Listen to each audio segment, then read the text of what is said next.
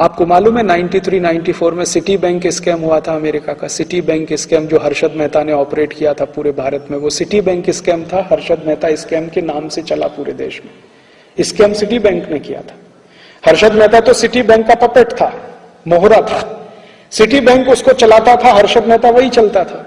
City bank ने भारत में आके हर्षद मेहता को खड़ा किया और हर्षद मेहता को पैसा देना शुरू किया और उस पैसे से उससे कहा कि शेयर खरीदो, हमको दो। तो हर्षद मेहता अपने नाम से शेयर खरीदता था, सिटी बैंक को ट्रांसफर करता था, पैसा सिटी बैंक देता था। तो सिटी बैंक ने खेल क्या खेला कि भारत की कुछ कंपनियों को उठाना है, कुछ को गिराना है। जिन कंपनियों के शेयर सिटी बैंक के पास है उनको उठाना है, जिनके नहीं है उनको गिराना है। ये खेल में वो लग गए। हर्षद मेहता उनको कठपुतली की तरह से मिल गया, उसने खेल खेला और उस खेल में हिंदुस्तान का हजारों करोड़ रुपए, कम से कम 76,000 करोड़ रुपए डूब गया इस देश का। और जब ये सारा घोटाला खुला और घोटाले पर इंक्वायरी हुई, इंक्वायरी भारत सरकार की संसदीय समिति ने की। संसदीय समिति ने कहा कि हर्षद मेहता घोटाले का जिम्मेदार नहीं है, सिटी बैंक जिम्मेदार है। तो भारत के एक्स फाइनेंस मिनिस्टर और वर्तमान prime minister doctor Manmohan Singh ने कहा कि हमें मालूम है सिटी बैंक जिम्मेदार है, लेकिन हम उसके खिलाफ कार्रवाई नहीं कर सकते क्योंकि अमेरिका से हमें इन्वेस्टमेंट चाहिए। और मनमोहन सिंह ऐसे फाइनेंस मिनिस्टर और आज भारत के प्राइम मिनिस्टर के रूप में भी सिटी बैंक के खिलाफ कुछ करने की स्थिति में नहीं है, क्योंकि उनको इन्वेस्टमेंट चाहिए वहां से। अमेरिका नाराज हो जाएगा। और इसी अमेरिका ने भारत के स्टेट बैंक ऑफ इंडिया के खिलाफ इतनी सख्त कार्यवाही की अमेरिका में कि उनके हालत खराब हो गए, लेने के देने पड़ गए। इसी अमेरिका ने, भारत की एक स्टेट बैंक ऑफ इंडिया की एक ब्रांच अमेरिका में इन्वॉल्व हो गई थी कुछ ऐसे ट्रांजैक्शन में जिनका पता नहीं था, और अमेरिका ने डाउट किया था कि ये ट्रांजैक्शन हुए हैं टेररिस्ट को। अमेरिका में एक नियम है, एक अमाउंट से ज्यादा का पैसा निकाला जाए और जमा किया जाए तो उसका सारा इंक्वायरी करना, नहीं करेंगे तो बैंक जिम्मेदार है उसके लिए। तो स्टेट बैंक ऑफ इंडिया ने ऐसे कुछ ट्रांजैक्शन किए थे जिनका कुछ अता पता नहीं था। उसमें अमेरिका ने इतना हैवी पेनल्टी ठोका उनके ऊपर कि एक ब्रांच का पूरा डिपॉजिट उसमें जाने की स्थिति आ गई। अमेरिका ने नहीं छोड़ा आपको, और आपने उनके सिटी बैंक ऑफ को पूरा छोड़ दिया। हाँ, इतना घोटाला किया तो भी हम मंजूर करते हैं। और आपको मालूम है रामनिवास मिर्धा नाम के एक मेंबर ऑफ पार्लियामेंट, उनकी अध्यक्षता में बनी संयुक्त जांच समिति ने यह कह दिया था कि सिटी बैंक को भारत से वाइंड अप करने का आदेश दीजिए, इनका बोरिया बिस्तर बंद करा दीजिए, नहीं तो ये देश को लूटेंगे। वो संसदीय समिति की रिपोर्ट धूल खा रही है और सरकार ने आज तक कुछ नहीं किया, क्योंकि अमेरिका से डर है। अमेरिका नाराज हो जाएगा, हमको इन्वेस्टमेंट नहीं देगा। अभी नेक्स्ट ईयर से city bank, HDFC, ANZ Grindlays, standard chartered, ये सभी बैंक खुले आम अपनी शाखाएं खोलेंगे। वो शाखाएं खोलेंगे कहां? किसी गांव में नहीं। और वो शाखाएं खोलेंगे ऐसी जिसमें आप 50 रुपए डिपॉजिट करा के अकाउंट नहीं खुला सकते। उनके लिए मिनिमम है 5,000, 10,000, 15,000, 20,000, 40,000।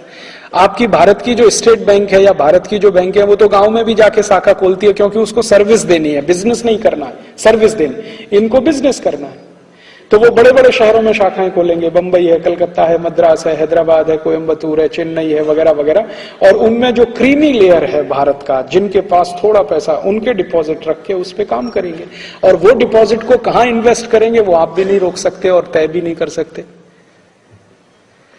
तो आपके देश की खून पसीने की कमाई, पूंजी, जो डोमेस्टिक सेविंग्स है, वो विदेशियों के हाथ में आप दे देंगे।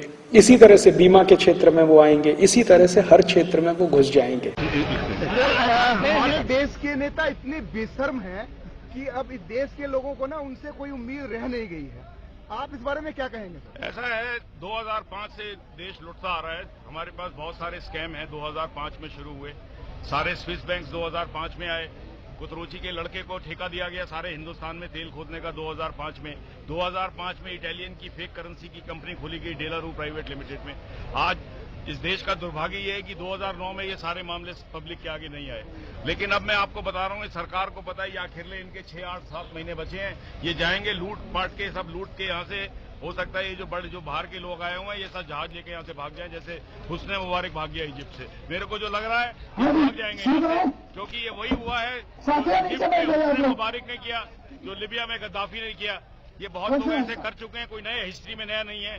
लेकिन जो तंत्र में ये हो रहा है ये सबसे बड़ी शर्मनाक बात है। जी सर, एक चीज मैं और कहूंगा कि राष्ट्रपति और प्रधानमंत्री का पद सत्य, न्याय और ईमानदारी को ना सुरक्षा देने के लिए बनाया गया था, और आज इस पद के प्रति भी लोगों में घृणा आ गई है। घृणा इसलिए आ गई है कि मनमोहन सिंह जी को लाया ही इसीलिए गया था। उन्हें पता है ये चोर उचक्कों का साथ देने में नंबर 1 रहते हैं। हमें मनमोहन जी तो, की हाँ। आज रैली रोक दिया तो मनमोहन जी हमारे प्रधानमंत्री होते हुए भी इनका कि देखो कितने बेशरम शर्मिंदगी किया है कि इनकी रैली पर रोक लगा दी। मनमोहन सिंह जी के पूरे राज खुल जाएंगे। मैंने आज बोल दिया, हर्षद मेहता स्कैम में ये भ्रष्टाचार को बढ़ावा देने में लगे हुए थे। जब हमारे इनकम टैक्स डिपार्टमेंट ने के पास इंफॉर्मेशन आई कि किसी आदमी का 500 करोड़ रुपया पड़ा हुआ है बंबई के बैंक में, तब ये फाइनेंस मिनिस्टर थे।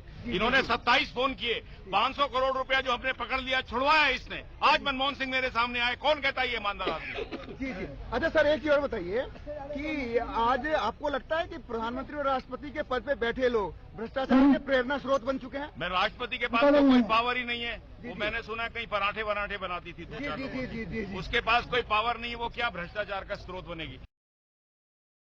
दोस्तों, सबसे पहले तो चैनल सब्सक्राइब करें, फिर लाइक, कमेंट और शेयर करें। और हाँ, हमारा एंड्रॉयड ऐप डाउनलोड करना ना भूलें।